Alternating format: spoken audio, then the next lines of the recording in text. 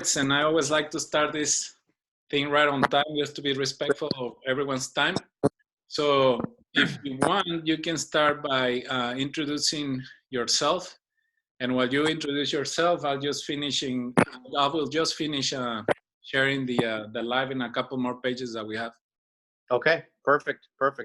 Well, first of all, I want to say thank you to Taide and the Hispanic Chamber of E-commerce for this incredible opportunity. And probably because you won't say it, Taide, I will. I really believe that our organization really is so visionary, especially in times like this. Many years ago, you had the vision that our business was going to be increasingly online. And at first, I think it was more of a convenience thing. And now, as we see, it's essential. And so I think in these times, our organization is even more needed than ever. So I really, truly applaud you and thank you for providing this opportunity and encouraging people to utilize this platform and utilize really what the Hispanic E-Chamber is about. Because obviously we see that in these days, it really is essential. Thank you. Now, absolutely. Now, with that, I want to remind, first of all, thank you to all the people that have tuned in, whether they are on Zoom or Facebook Live or any platform. Thank you so much. Welcome. I really want to encourage you as we begin this workshop to know that it is a workshop. It'll be interactive. I'm going to ask you some questions. I'm going to have a couple of different interactive activities as we go along. This won't just be me speaking for an hour. I'm going to be asking you some questions and asking for your feedback as well. So with Taide, we're kind of flying without a net here. We'll figure out a good system in terms of being able to hear everyone's answers. So if you can, please make sure that you have a pen and a paper with you or your phone in order to take down the questions and the activities that we're going to do. So if you don't have that handy, now is a great time to grab a pen and paper or to open the notes section of your phone to be able to do some things. So today we are here to discuss what I call the See the Good method. And it's a real method. It's a real methodology that I created almost 5 years ago, having been someone that has gone through both professional adversity and personal adversity, and I'll get into a little bit about that momentarily. It's really something that's universal. All of us face adversity. All of us face challenges. All of us who are business owners or business leaders also face great challenges. And so when I looked at being a solutions-oriented person, because I believe that's what business leaders are solutions-oriented people, I looked at how can we find a way to take our adversity and take our challenges and really dial it down into a way where there's a system for being able to not only overcome adversity, but be the best business leader and be the best person that you can be. I think also in these times, the See the Good method is very important because it's both about how to overcome adversity and have the best type of attitude and results possible, but also how to be a great leader for your teams, how to be a great leader for your family, how to be a great leader for your staff. And within these times, the fact that so many of us are working at home, our home lives and our business lives are combined, it really has a lot of overlap right now. Our business lives are overlapping with our family lives. So whereas before you were able to kind of compartmentalize or divide your work time and your family time, now they're all as one. And so in order to prevent from just going crazy, you have to have a good system in place as to how to handle the challenges of both and be able to handle your teams all at once. The aspect of all of that, really the bottom line is both how to be as profitable as possible, but also it's also about mental wellness and mental health. How can we succeed as business owners and business leaders and family leaders and have the best results and the best mental health possible? So with all of that, as background, the reason that I created this See the Good method is that within my own personal life, I have faced adversity. I am a person with a disability. I was born as a triple amputee and I wear 3 prosthetics. And so I have a daily set of challenges. But as I mentioned earlier, even as a business leader, even as someone who is engaged in business, I've certainly gone through adversity within those arenas as well. We all have. And so I wanted to look for a way that really matched my own personal principles and methods to a way that I could apply it in business as well.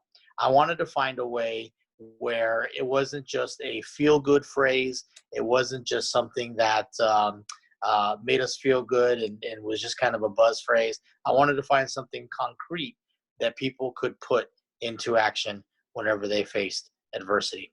Before we begin our exercises, I want to give you an example that actually is not related to me and not related to anyone that I know personally, but something that stood out to me. A couple of years ago, I saw a story on the news about a lady who was a nail salon owner. She owned her own nail salon.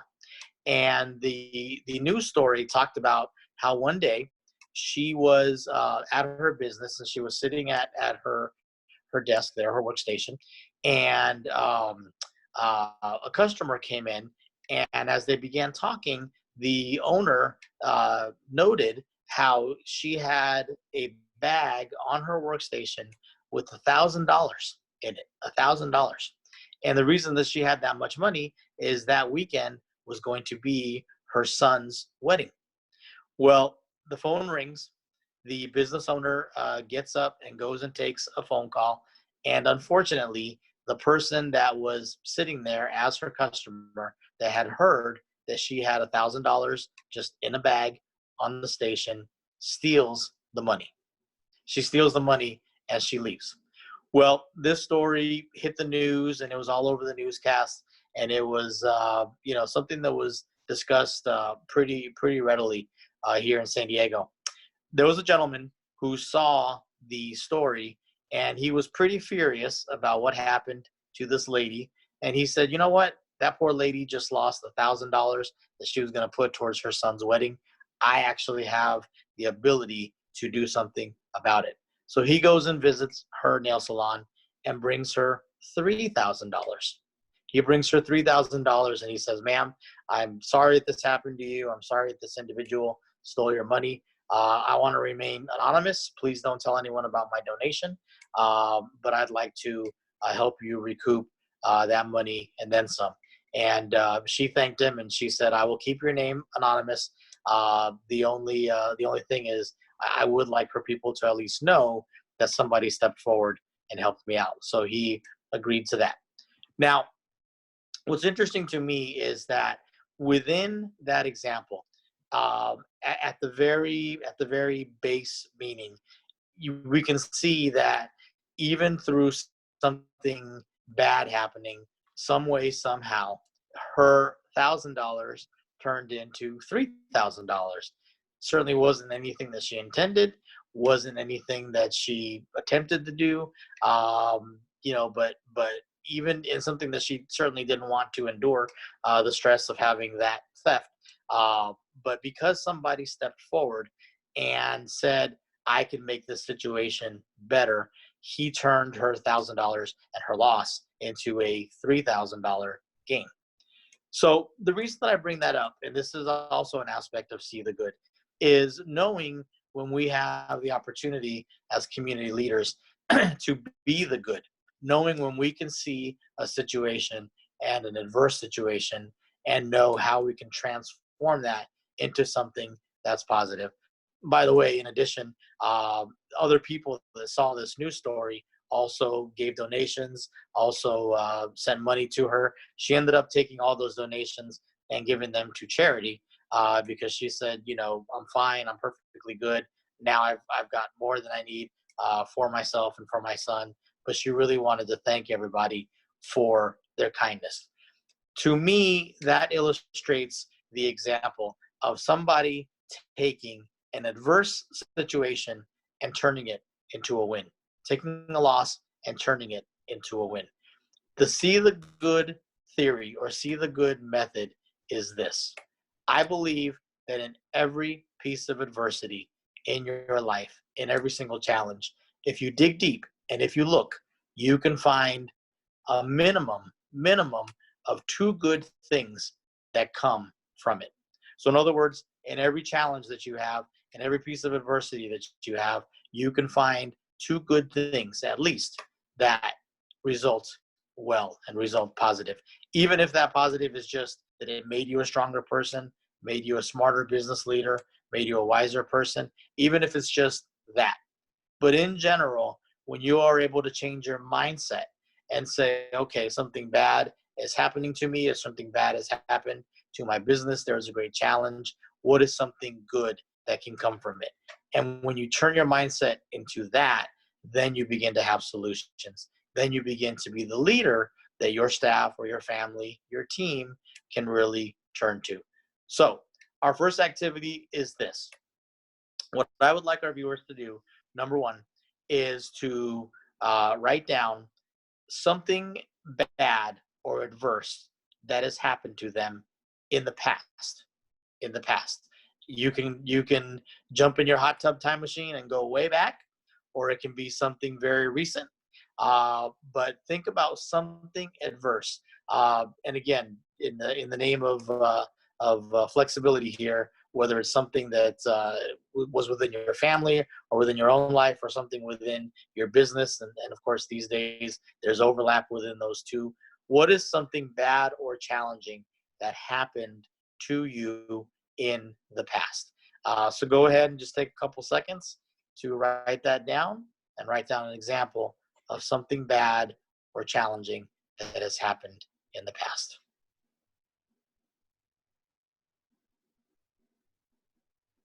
Okay, now hopefully we have some volunteers or anybody that maybe has submitted an answer. Let's see if there is anything coming in. Okay. If someone doesn't want to do it, I can share one. Okay. So for me, I think it was like the biggest challenge that I have faced. It was when my son was born. And he was born with a heart condition, so he was debating between life and death in the first minutes of his life, and that was very challenging for me and for my wife. Okay. Wow. That's certainly a very powerful one. Absolutely. And you know what? Like, if you let me say something else in regards to that, I think like after that moment, Alex, based on what you were saying, like the two things that you get out of adversity, I think it made me realize like how important is our health in our life. And also I think it helped me to become a more humble person. Okay. Well, hold on to that thought, because that's actually the next step, which is thinking about the outcomes of that. But very good, very strong, very powerful. We have Rosita sharing that she lost her grandfather in 2014. Okay, yes. So sorry for your loss, Rosita. Absolutely. Okay. Anybody else? Let's see on Facebook. No. Okay. So with that, and you alluded to it briefly there, and we can use that really as an example. What I would like everyone to do next is, now that you've remembered a piece of adversity or a bad thing that's happened in the past, if you could write down two good things that came from that. Two good things that came from your adversity.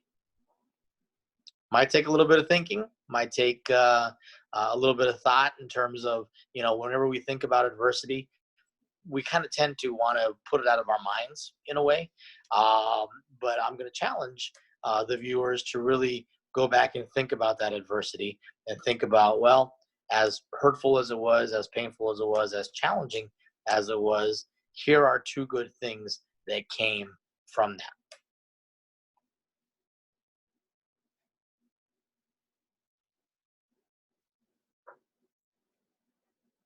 And I have a question for you about this, but I'm just gonna write it down so you can continue with the process, and then Okay. I'll ask you at the end. Great. Okay. Do you want to go ahead and say what you were saying earlier in terms of what that heart condition led you to understand? Yeah, no, definitely. I think, like I said, like it helped me to become more humble about different stuff that I have like a different perception of things before that. And I think after my son was born, like I put like a higher value on non-material things, that Sure. we usually, like my wife and I, used to take for granted before my son was born. And I mentioned our health, and the other thing that I mentioned earlier is that it helped me to become more humble Yes. about different stuff in my life, because probably before that, in certain areas in my life, I was probably too cocky about some stuff, Sure. And after that situation, it made me realize that I was just being, I don't want to say the word, but you know what I'm thinking. And Sure. and I think after that, like every time that I have a challenge in front of me, now I see it from that perspective, from back in 2009, and it helps me to think clearer. Yes. Yes. It's very interesting because you mentioned, kind of the person that you were naturally becoming. I think as business leaders, we need that, right? We need to be confident. We need to have a little bit of cockiness. And I'm actually gonna go back to that momentarily. We need to have kind of an edge about us, because that's how you succeed in business. If you don't have that, you get swallowed up. And that's what you need to overcome adversity in general.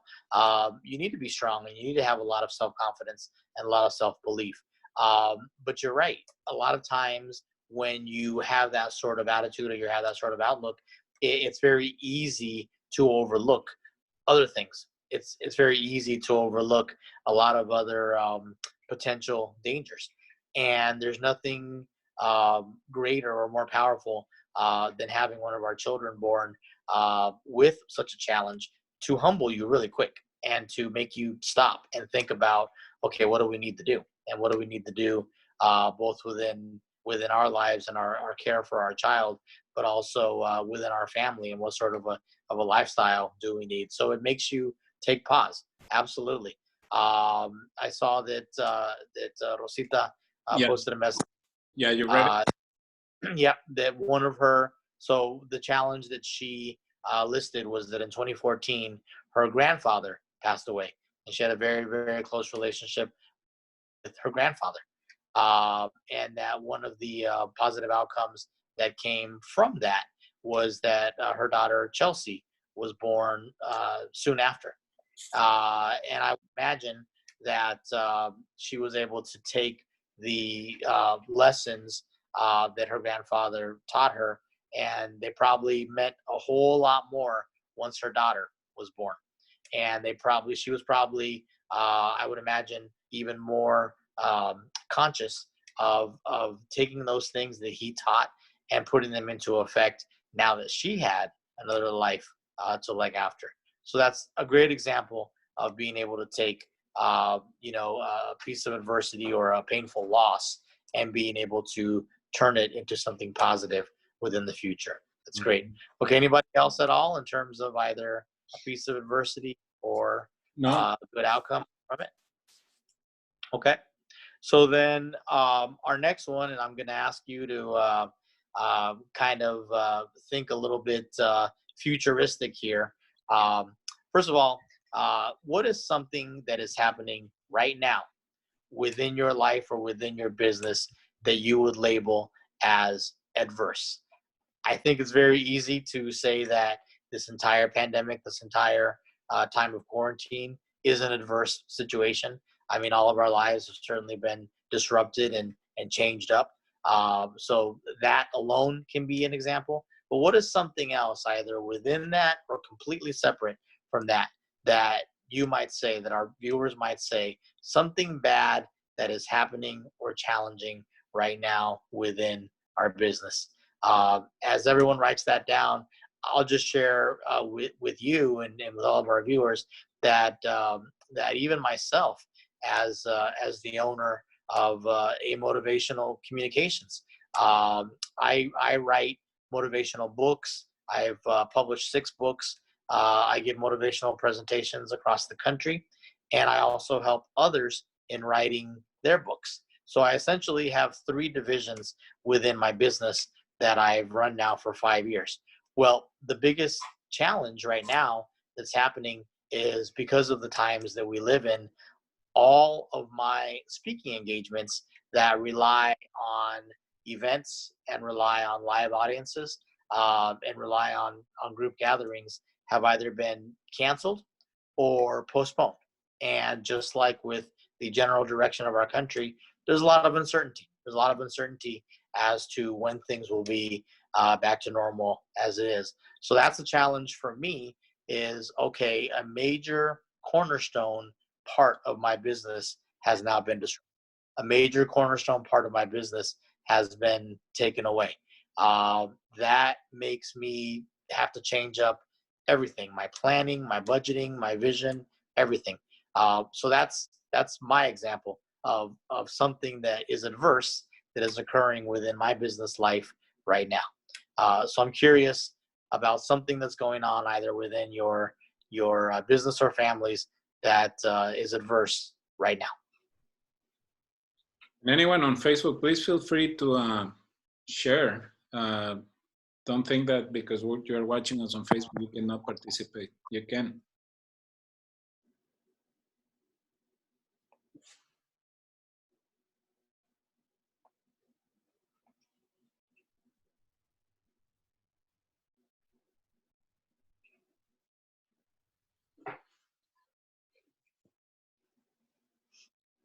I like what you just said about thinking about evolving in your business model, transforming your current operation, kind of like reinvent yourself, because Yes. that's what we're going to have to do right now. It's not like, from my perspective, and I posted something about this yesterday on Facebook, like adapting to this situation is not the solution. We're going to have to reinvent ourselves, reinvent our business in order to survive in what it's being called by some America 2.0.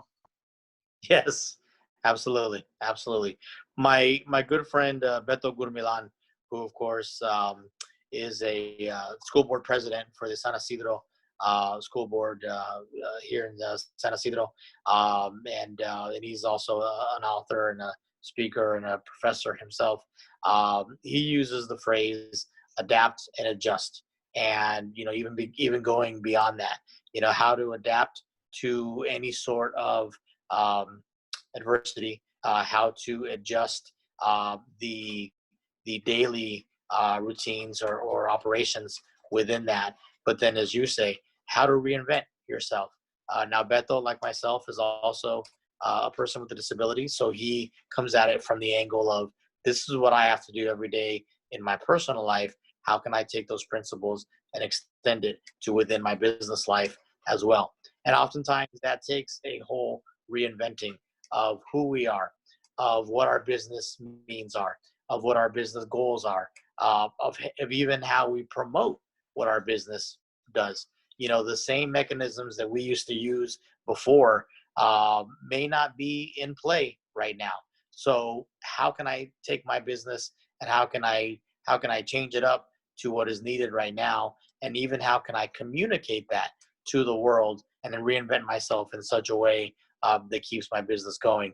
So with that, I will just tell you that within my own adversity right now, as a business owner, I have recognized that realistically, I don't know when I'll be able to plan for conferences and schools and corporations and business meetings, group gatherings. I don't know, just like the rest of the country doesn't know when we'll be able to gather in groups again. There's just a lot of uncertainty. So the only thing that I can control are the other aspects of my business. So number one thing that I've been doing, and this is lending itself towards the positive outcomes, is it's forced me to really make sure that I don't take for granted that everyone knows what my business does. I think it's so easy to get lost within our own networks. And it's so easy to get lost within the people that we communicate and connect with every day, that this is challenging us to get out there and find more people and find a greater audience and remind them of what exactly what we do. And so that way people know and they see and they're reminded of it. I can tell you that I've been trying to do a whole lot more videos and a whole lot more online content, because that's the only way that I can really get my message out and show people what I do. But along with that is the aspect of the service that I had always regarded as probably the least of my business services, have become the most of my services right now, and that is consulting when it comes to writing, publishing, consulting. So with me, not only have I written my own books, but I help others tell their stories. I help others to get their stories on paper, get their stories written out, learn the technology of print on demand through Amazon, and be able to get their books out there. I'm fortunate that I have a number of clients that have kept me more than busy within this time, and really are what's paying the freight right now. They're really keeping everything afloat. I'm not sure why I didn't focus on that division of the business before as much. Probably because it was pretty labor intensive, and probably because it was considered kind of a supplemental aspect to my business. But I have recognized that what was a supplemental aspect to my business is now the main focus of my business for the time being anyway. So for me to see that end of my business grow, and just like we talked about with our chamber earlier, to take advantage of the fact that we are so well connected, that we do have online technology, that we can do things without needing to be in the same room necessarily. To me, it's all about being able to take those things and utilizing them to the fullest right now. So I'm curious, either for yourself or for any of our viewers or panelists, when you think of the adversity that you're enduring right now, I want you to kind of put on a futuristic hat.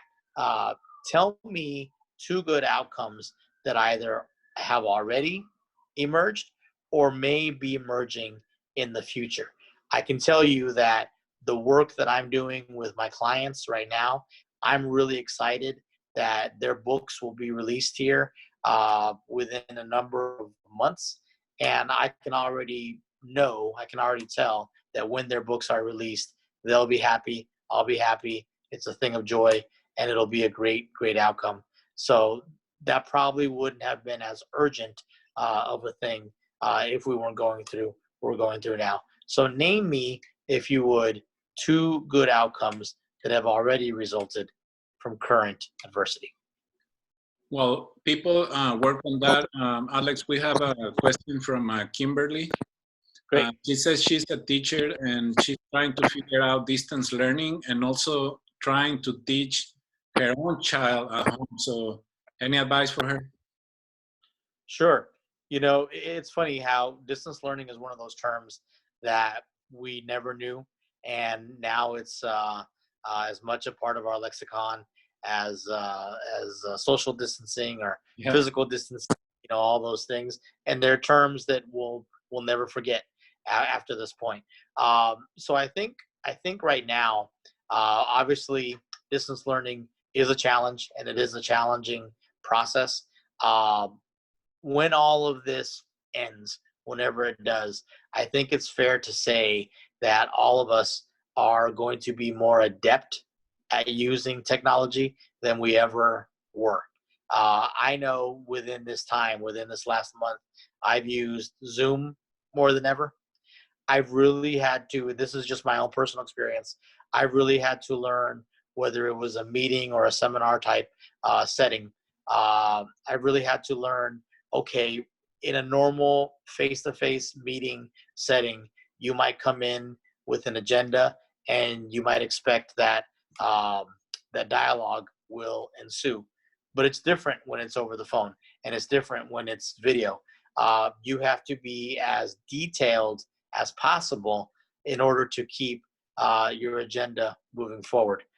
So it's really had to change our thinking, whether it's a meeting or whether it's a lesson plan, whether it's something that we're teaching to our students, to our kids, knowing that they're not in the same room with us, knowing that we can't reach out and see them and feel them and touch them, or we can't necessarily see their facial expressions. We have to find a way to keep them as engaged as possible. We have to be as prepared as possible in order to keep them engaged. I've heard the feedback that one thing that the Zoom or any other sort of FaceTime technology, one advantage it's given people is a lot of people have said that their meetings are a little bit shorter. Yeah. There's just not much. There's not as much time for side conversations or tangents or any of the other challenges that make meetings generally challenging. People kind of get down to it. As a teacher, I would say to Kimberly that I would encourage her to obviously learn as much technology as possible, learn as many means of technology as possible. For her group, how to also make it so that it's more than just a person talking in a box, how to make it as interactive as possible, how to be able to get the feedback and the engagement from the students as much as possible, but also how to be able to figure out how to keep them engaged within that. Because again, it seems like this sort of technology and this sort of learning is the way to go. Alex, we have Edwin Martinez. He works at the used cars lot, and he's saying that sales have dropped considerably over the last few weeks. Any advice? Yeah, it's tough. And believe me, my heart goes out to any business owner or any business leader who really have fallen on hard times through this. It's something that affects us all. And, it's a hard situation to see so many businesses suffering. Without knowing fully, kind of what their business entails, that's a very plain and easy to see adversity. The fact that sales are diminishing and the fact that sales are falling. The main thing that I would say to that is when you have something like that occurring, I think it's going to force the leaders of that particular organization to really rethink everything. To really rethink, what are we doing? What are we putting out there? Is there anything we can put out there right now that people can consume? If we can, what is that and how is that? What technologies are we using? It's by all means the most and the most severe and the most challenging thing that you could possibly think of. But one of the aspects of See the Good is, okay, now that I know this adversity is here, and now that I know what we don't have, which is sales, how can I focus on what we have? How can I focus on what we have and not on what we're missing? And each business and each organization has to determine on their own, what is it that we do still have? Even if it's just the aspect of promoting over and over and over and over to people what it is that they're doing, so that when our country does reopen, that people are fully aware of what that organization or what that business has to offer. If that's the only thing that you can do at this point, then do it. Make sure that you promote endlessly, relentlessly ceaselessly what you are offering. But if there is any sort of way, kind of like restaurants right now, restaurants that offer takeout or delivery, right now, that's their only means of being able to have food sales, right? Is to have people either pick up the food or have food delivered. And so you're seeing them promote 110% their food delivery. Figure out what is the one thing that we're able to do right now, if anything at all, and then just focus exclusively on that. And if you want to remind our viewers your last question, so see if someone wants to share their answers. Sure. So the last question was a piece of adversity that is occurring right now, whether it's pandemic related or not, and what is a good outcome that has already emerged from that? What is something positive that that has come from that piece of adversity?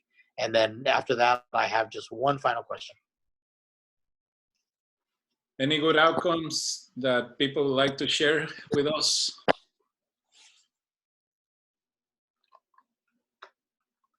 I can tell you, Alex, that my wife and I, despite the balancing of trying to stay active with our business, but also like with the children, the fact that we're spending all this time together and they know that they can go anywhere, it has been pretty cool. Yeah. So more quality time with the family. Yeah. That's great. That is great. Yeah, I've heard so many people say that, they're kind of getting to know their families again. Yeah. It's so easy to get lost in our own schedules and agendas and technologies. We kind of bury ourselves in our phones and in our tablets, and it's not uncommon to, in the past, walk into a restaurant and see a family of 4 sitting at a table, everyone on their phones. That's just kind of a regular part of American life now. Now it's forcing everyone to spend time with each other and hang out with each other and have creative ways to pass the time and have creative ways to make the time just go faster. And I guarantee it, as challenging as we know this time is, we're also going to look back someday and we're going to say, wow, we really came together in this time. We really built some great memories and some great laughs within this time. And that isn't to mitigate or diminish the severity of the challenges that we're going through, but that also doesn't mean that we can't have some good memories result from it as well. I do think that this time we're going through is forcing people to really dig deep and really come up with the most creative ways possible to keep their business going, keep their families going, and keep their mental health strong to make it so that it's a positive environment for all of us. So with that, our final activity, final question. We have Maria Sauceda. She's sharing that she has more time to plan and work on her strategy with her staff, and also work on building a stronger relationship with them. Sure. One thing about this time that we're in is it's really allowed so many of us to reset our lives, reset our priorities. We run around so much and we have so many activities going on, and it's hard to really make long-term planning when you're just trying to put out the fires of today, and you're trying to especially keep up with all of the many communications technologies that we have today. In any given moment, your cell phone is chirping, a text message is coming in, an email is coming in, a phone call is ringing, a social media notification is happening, right? You have all of these technologies all happening at once, and you're so busy just kind of keeping that going and keeping the demands of your business going, that one of the most critical aspects of business, which is long-range planning and strategy and figuring out where you're going to go for the rest of the year, what you want your 2-year plan to be, your 5-year plan to be, your extended plan.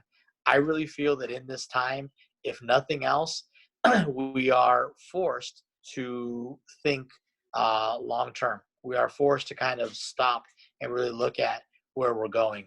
Now, with that, of course, there's this great level of uncertainty where we don't necessarily know where things will be a month from now, let alone a year from now. But it kind of forces us to just stop and say, okay, where are we? Who are we? Do we need to reinvent ourselves? And what do we need to do? And I think most important, where do we want to be a year from now? Where do we want to be 2 years from now? Where do we want to be 5 years from now? So having that strategic planning, it may be painful right now. It may be tough.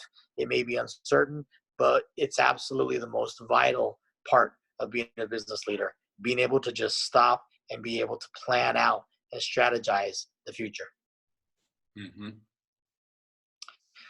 So with that, and I kind of alluded to it right there in the answer, but I'm curious, as everyone is going through adversity currently, I want you to think about 2 potential positive outcomes. So in other words, what's something that you could see yourself saying a month from now or a year from now in terms of, hey, these days were tough and these days were hard, but I can already tell that one thing that's already resulting is this.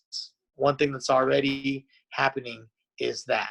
I think Maria kind of alluded to it, the fact that she has been able to do some long-term planning and some long-term strategizing.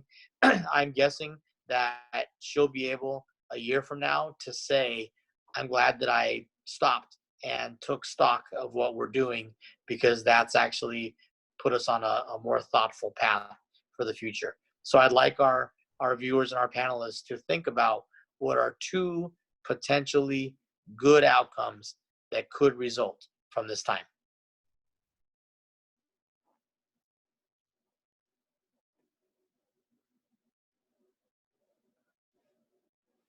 Rafael is asking, what's your view on procrastination? Well, I'll get back to that question later. No, I'm just joking.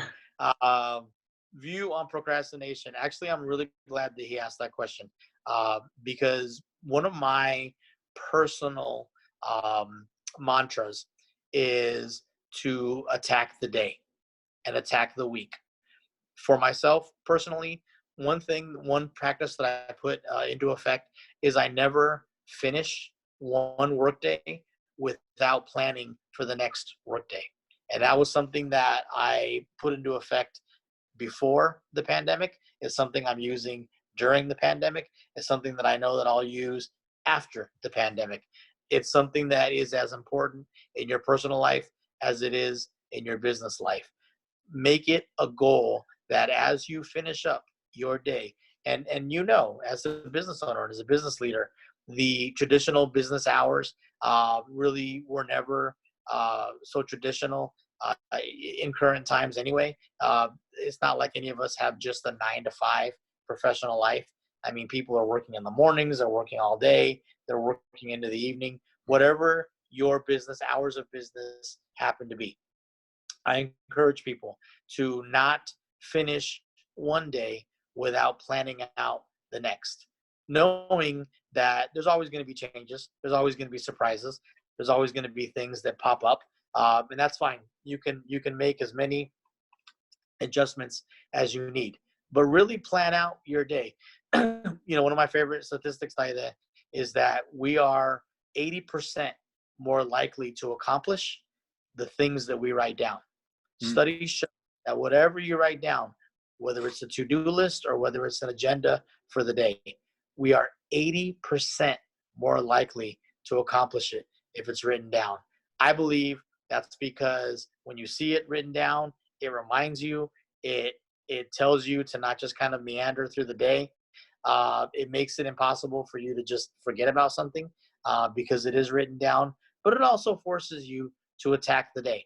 It forces you to instead of just kind of go through the day and kind of achieve one goal or this goal or that goal, but you are able to allot your timing and you're planning in a more organized type way. So you're 80% more likely, 80% more likely to achieve your goals if they are written down. In terms of procrastination itself, obviously this time that we're in very much lends itself to that. Mm-hmm. It's very easy to kind of say, I've got all the time in the world. I can achieve this whenever I want. I can achieve this, whenever it suits me. There is something to be said for taking a little bit of time for yourself, taking time for self-care, and taking time to slow down. Absolutely. But don't get that confused with leaning on procrastination. If you can do it now, if you can achieve it now, do it now. Don't allow yourself to procrastinate. Get things accomplished now and write out a plan for how you're going to do it, and you will find yourself being far more productive. My greatest inspiration, as you know, was my mom, who was an immigrant in this country. And one thing that she instilled within me was the mentality of you work first and you play later. And that's something that she taught me really ever since I was a kid. And it has lived with me even into my professional life. Do what you got to do now so that you can do what you want to do later. Don't procrastinate. Take care of the things you have to do. When you finish up one day, write your game plan for the next day so that when you get up the next day, you have a complete agenda of how you're going to attack the day. We have Ella Faith. She said that we're learning about ourselves and make priorities on every step. These moments are challenging to add more technology to do our jobs and also to help the planet. I love the word reset because promote the purpose in our lives thanks to share opportunities in these challenging times. Yes, and she brought up a great point. One thing that a lot of people really are talking about is the positive results that's happening right now to our Earth. Mm-hmm. As you know, yesterday we celebrated Earth Day, and it's absolutely amazing and mind-blowing to see what is happening right now environmentally and ecologically. The cleanest that it has ever been, right? Oh, I've seen pictures of cities in India and here in the United States that used to be pretty prevalent with smog, mm-hmm. and how the air is now clean. I saw footage of one of the rivers or the canals in Italy, where there is now sea life and sea creatures and fishes swimming through that you would never see before, because now that there aren't as many people out and about, and there aren't as many people driving, and there aren't as many industrial things going on, we're kind of giving our planet a break, and we're giving our planet a chance to breathe. Now, the challenge, of course, is going to be, how do you have something like that with our regular daily needs? When things get back to normal, how can we strike a balance? I don't think there's an easy answer. I don't think there's a quick answer. I think it's going to take a lot of discussion and dialogue. But I don't think that can be ignored anymore. I think the fact that now we are actually seeing the planet at its best is actually a positive outcome from all of this. The fact that we're seeing real ecological transformation going on, that is absolutely something positive that has happened in all of this. But it's really fantastic too to hear people saying, I've already improved relationships within our families. I've already improved relationships within our teams. We've gotten to know each other better. We haven't been as rushed in our agendas. We haven't been as rushed with everything that we're doing. We're just taking time to slow down and reset. And the relationships that are developing right now will absolutely lead to great things in the future. Mm-hmm.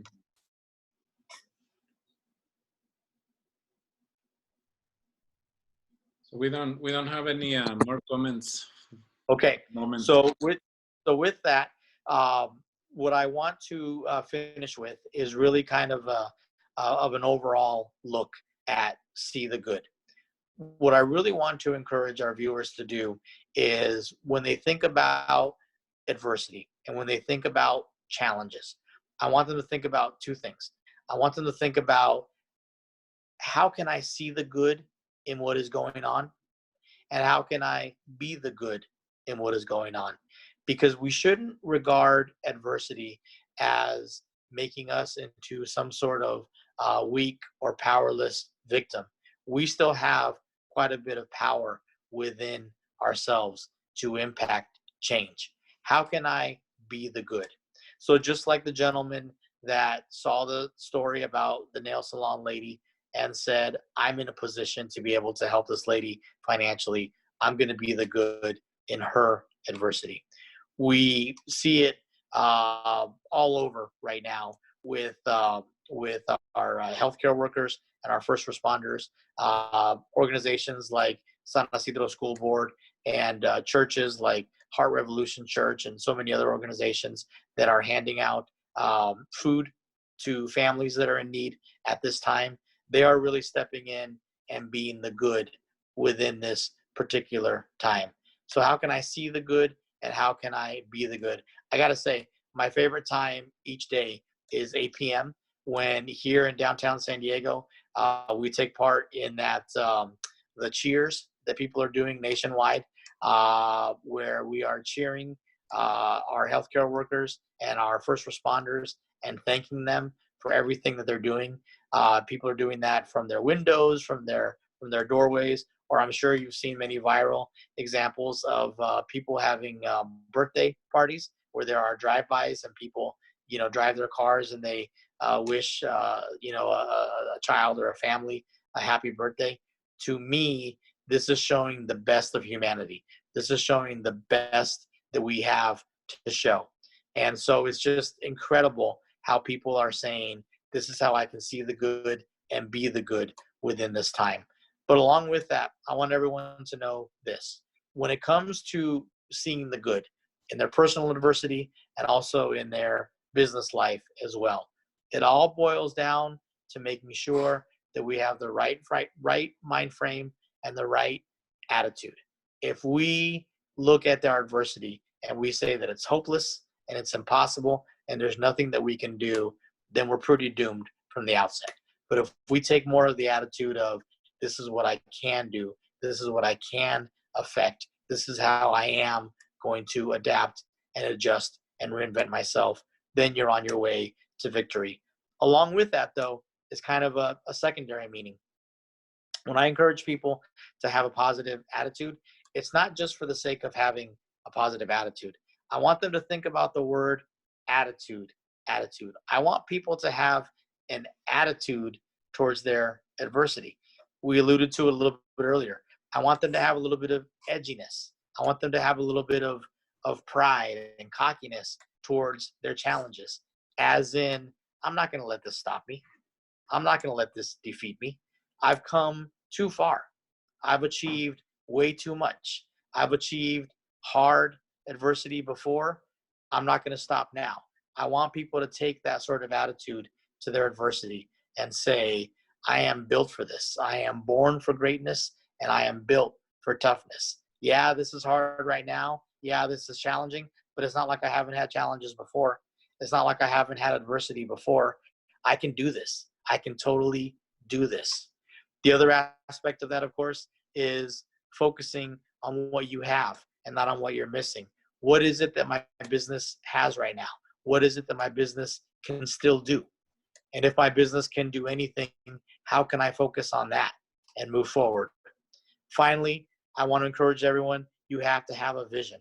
So whether it's your personal life, your family life, or your business, have a vision. Take this time to reset and re-strategize and think about who you want to be and think about what you want your business to be. There is no better time to do long-term planning than now.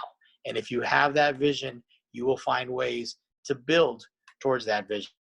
And then finally, I just want to encourage everyone, that this is who we are. This is who we are as Americans. This is who we are as Latinos. those of us who are immigrants to this country, this is really who we are. This is within our DNA. We are used to taking on challenges. We are used to reinventing ourselves. We are used to looking around and saying, okay, this is the framework by which I have to work in, and now this is what I'm going to do to make it work. All we're doing is asking people to just dig deep from within who they are, reinvent themselves, and make it the best positive outcome for everyone. Even when all of this ends, adversity will still be here. Challenges will still be here. Adversity will not just magically go away. This is really preparing us for any other sort of challenges that we may have in our future. And I encourage everyone to just stay strong, stay positive, have a positive attitude, but also have an attitude, keep their vision, keep their faith, and they will see that great things are ahead. And as I always like to say, to remind everyone that they can do anything. Alex, thank you so much for such a positive message. You are a great inspiration to many of us. And I think as more people learn about you through the different content that you are creating online, you're going to be able to reach out more folks. And I'm pretty confident that you will be able to positively impact their lives through the different services that you provide with your company. I'm very grateful that we have the opportunity to talk, because you bring a different perspective to things, and everything that you have gone through in your life and the experience that you have had professionally. All that combination of different factors makes you a very special person. So I want to thank you for your friendship, for your support, and for the time that you have invested today to give a little message to our audience. Thank you so much. And thank you again tremendously for this opportunity. Want to encourage people, if they want to reach out, my website is www.alexmontoya.org. Would love to hear from people on social media as well. And I just really appreciate this opportunity. We'll make sure that we shared all your contact info in the video when we posted on YouTube and stuff, Alex. Great. And again, like Maggie Fox says, thank you, and Maria Salceda and Rosita and all of the other folks, Rafael, they're saying thank you for your time and for your message. And I think what we have learned today is we have to see the good and be the good. There you go. Thank you so much, Alex, and thank you very much for everyone. To everyone that tuned in, and stay tuned for the upcoming webinars. Thank you, Alex. Have a nice day and a nice weekend. Thank you so much. Take care. You too.